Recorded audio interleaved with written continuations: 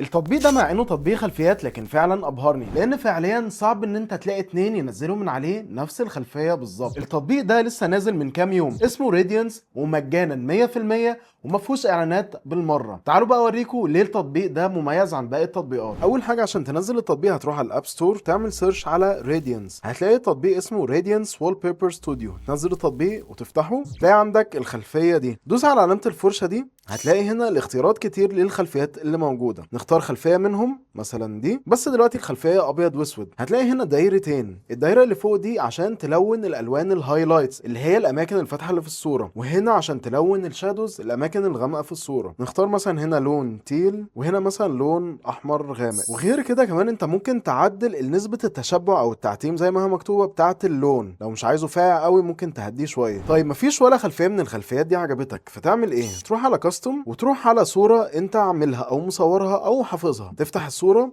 هيطبق عليها نفس الكلام. وفي اختيار كمان كويس ان انت تقدر تخليها نايت مود، يعني تغمق الصوره، فانت ممكن تحفظها بالنايت مود او الداي مود. وممكن تدوس على العلامه دي عشان تشوف الصوره من غير اي اعدادات، ولو عجبتك تقدر تحفظ الصوره. تابعوني عشان كل اسبوع هنجرب تطبيق او لعبه مختلفه.